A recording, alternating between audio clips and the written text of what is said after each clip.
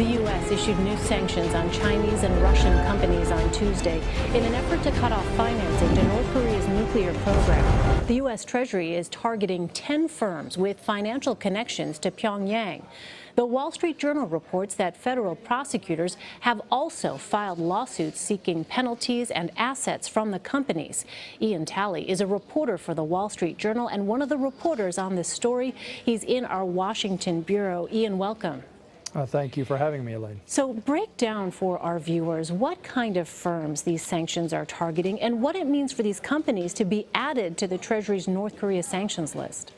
So, Elaine, there are a range of new companies and individuals that are targeted in these Treasury sanctions, ranging from coal companies to fuel suppliers, suppliers of metals to Korea, even companies that provide exports for North Korean labor in other countries.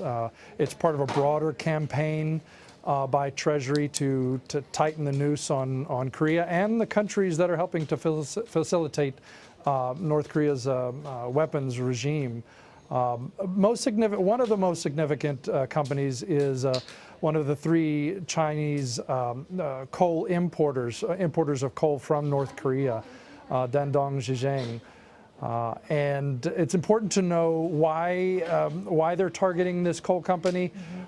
North Korea gets a lot of its revenues, including for the weapons programs, from its major exports, commodity exports. Coal is the largest.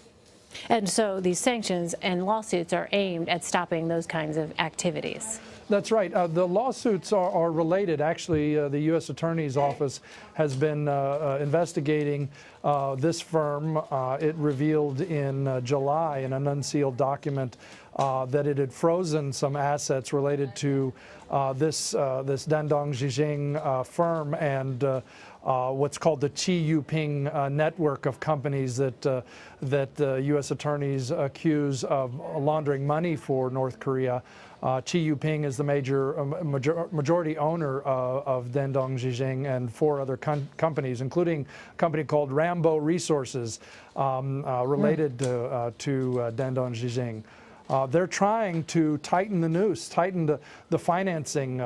As much as 95% of Korea's coal export revenues go to Pyongyang's weapons program, according to U.S. attorneys' claims, citing defectors and confidential sources.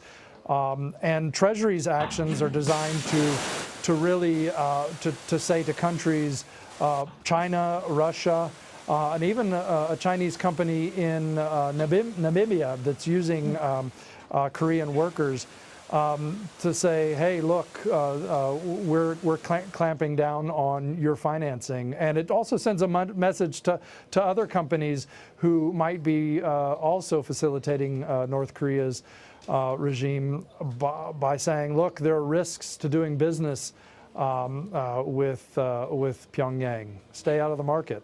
So it's interesting to see the actions taken by Treasury and at the same time to hear the statements coming out of the State Department. Secretary of State Rex Tillerson said in a briefing on Tuesday that he is, quote, pleased that North Korea has shown some restraint recently by not conducting missile tests. But these sanctions appear to imply that more pressure is necessary to slow down Pyongyang's nuclear program. How effective have economic sanctions been in the past, and will these sanctions be any different? Sure, if I may, just on that point, North Korea has yet to come to the table and said, yes, we want to sit down and we're willing to consider stopping our nuclear weapons program and our ballistic missile tests. Though it has stopped it for now, it has not come to the table for that. So analysts and even senior cabinet officials in the administration have said, look, we're going to ramp up the sanctions pressure. We're going to do this slowly, gradually until Pyongyang comes to the table.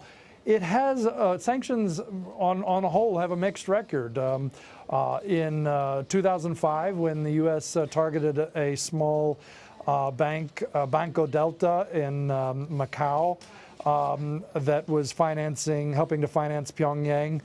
It freezed financing for North Korea. The won plummeted. It put a lot of financial pressure on North Korea, and Pyongyang came back to the table, negotiating table, though it was soon after doing its nuclear weapons testing.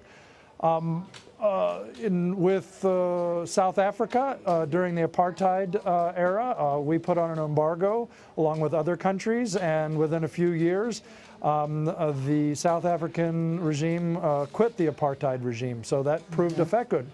Cuba, we had a long embargo on them, and whether it's right or wrong to keep that embargo on them, I'll leave it to politicians to debate for now, but it's questionable whether it ejected the regime there. Yeah, well, we'll continue to watch what happens with North Korea and whether this added pressure changes the dynamic at all. Ian Talley, thank you so much. Pleasure to be here.